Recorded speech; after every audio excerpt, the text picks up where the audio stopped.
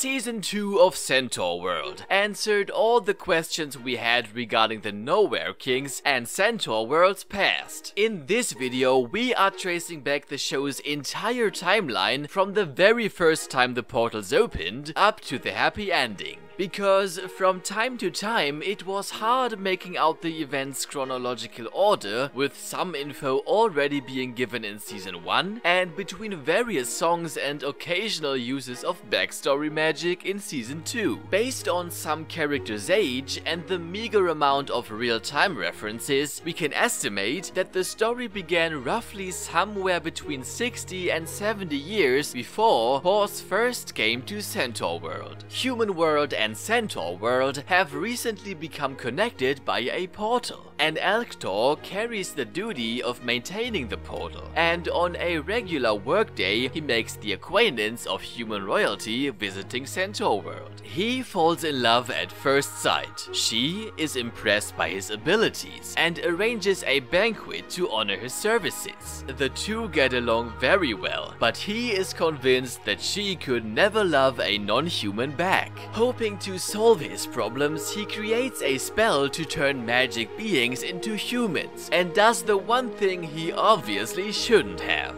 He uses it on himself. Dude, what are you doing with the key? Dude, stop! Dude, stop! From this point on, his doom was predestined. The outcome differs from his expectations, as the elktaur is split into a human that would later be known as the General and a talking elk. Both of them are in love with the woman. The General takes the chance to get to know the woman and ends up marrying her sometime later. Witnessing the love of his life entering an eternal bond with another person, in addition to the fact that he feels like he doesn't belong anywhere anymore, being neither centaur nor earthly elk, the elk begs the General to reverse their splitting. In response, the General attempts to drown the elk, but becomes aware that the other also dies when one of them loses their life. By way of alternative, he imprisons the elk in complete darkness for 10 years, until the woman stumbles upon the truth and releases the elk. Being deeply traumatized, he can't take his mind off bringing pain upon all living beings in all worlds. In order to achieve this, he uses the key once more to create the first minotaurs by combining humans with animals. With every time he casts the spell, building an army of minotaurs, he is gradually turning into the monster known as the Nowhere King.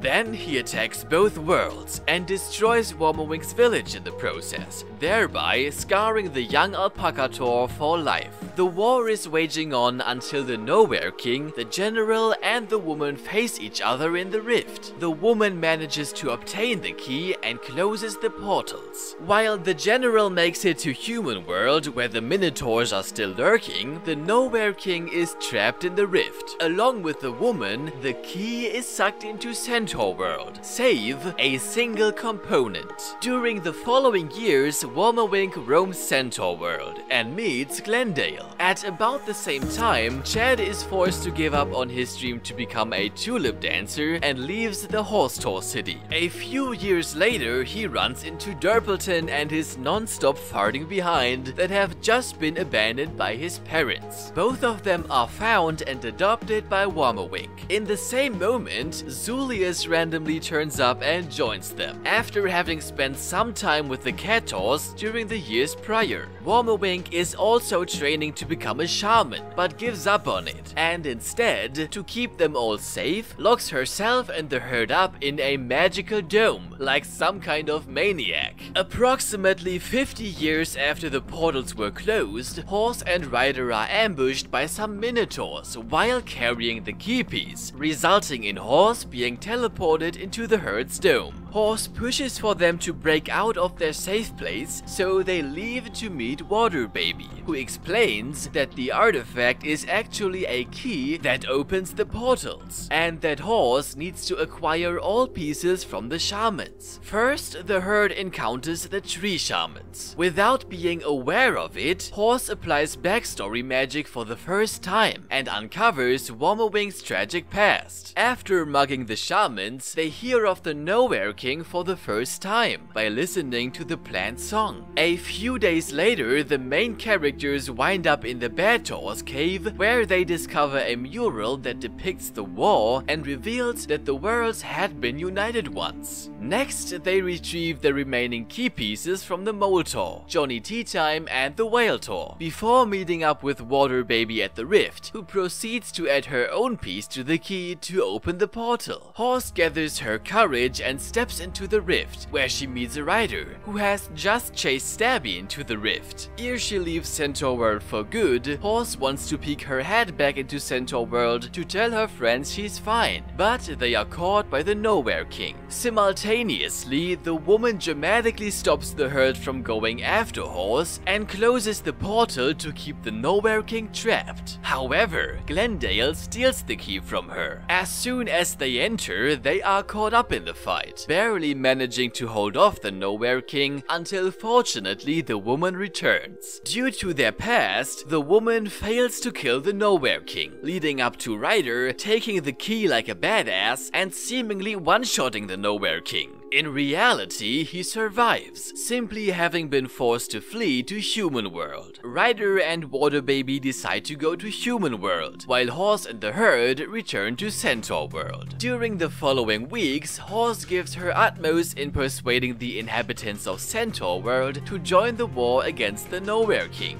Owing to her inelegant recruiting approach, no one promises their support. Then again, with the right methods, Zulius and Glendale manage to recruit the first allies. At the same time, Water Baby is caught by the Minotaurs. With the aim of speeding up recruitment, Wammawink proposes a Centaurworld-wide hootenanny. During the planning period, she figures out that Horse possesses backstory magic, which Horse promptly tries out on the others, gaining an insight into their childhoods from roughly 40 years ago. For practicing purposes only, of course. Meanwhile, Ryder is infiltrating the Nowhere King's castle, where she happens to rescue Water Baby from being turned into a minotaur. The two retreat to the general's camp to discuss their war tactics. Finally, the hootenanny kicks off. After some initial trouble to unite the centaurs, the herd's heartfelt performance convinces everyone to defend their home against the enemy. Immediately following the hootenanny, the centaurs are surprised by the Nowhere King and the minotaurs approaching the portal in Human World. Horse enters the Nowhere King's backstory to temporarily paralyze the enemy. In his mind, the king's former self guides her through his origin story and many memories of cakes he ate from about 65 years ago up to the point when he was left behind in the rift. On the outside, the general's forces enter the scene, joining the fight against the bad guys that have started moving again. Just barely, Horse makes it out of the Nowhere King's mind and informs Ryder they need to kill the general if they want to take down the king. Ryder doesn't believe her and is stabbed by the general as a result. At the same time, the woman, who expected to attend the hootenanny, arrives on the battlefield. Seeing what the Nowhere King and the general have done, she kicks the general off a cliff. She proceeds to reunite both beings into the original elktaur before ending his life for good. Ryder survives her injury and is now living with the herd in Centaurworld on the houseboat Horse God, since she took on the title of a shaman.